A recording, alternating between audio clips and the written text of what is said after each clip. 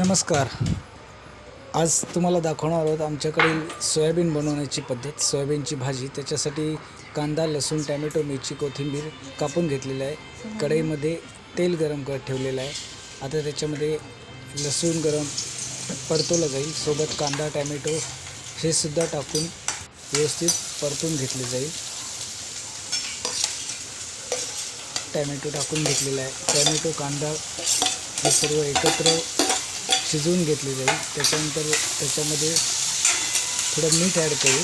मीठ ॲड केल्यामुळे कांदा चांगला शिजतो आणि लवकर शिजतो. शिवाय मीठसुद्धा व्यवस्थित लागते.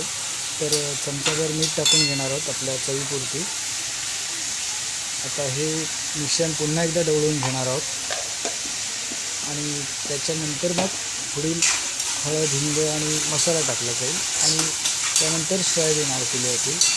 तर आपण मीठ टाकून व्यवस्थित परतून घेत आहोत.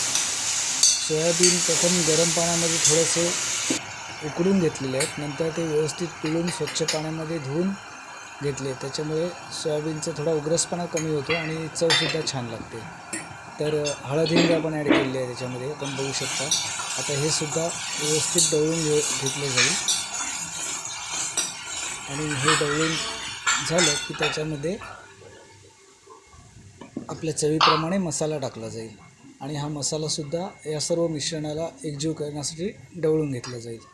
तर मसाला टाकून घेतलेला आहे. आता हे सर्व एकत्रितपणे ढवळून घेऊ आणि त्यानंतर त्याच्यामध्ये सोयाबीन ॲड करणार आहोत. तर मसाला सर्व एकत्र लावून घेतलेला आहे, व्यवस्थित परतून घेतलेला आहे. आता सोयाबीन टाकलं जात आहे. तर सोयाबीन पूर्ण असं साफ दिसत आहे, कारण ते चांगले गरम पाण्यामध्ये उकळून वगैरे काढलेलं आहे. तुम्ही बघू शकता किती स्वच्छ दिसत आहे. तर आता सोयाबीन या सर्व मिश्रणाला एकजीव करण्यासाठी ढवळून घेतलं आहे, ज्याच्यामुळे मीठ, मसाला, हळद, हिंग हे सर्व व्यवस्थित त्याला लागले जाईल.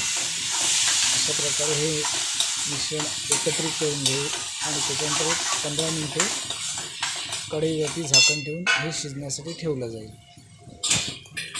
खूप छान अशी भाजी होते ही, जी आपण भाकरीसोबत, भातासोबत किंवा चपातीसोबतसुद्धा खाऊ शकतो.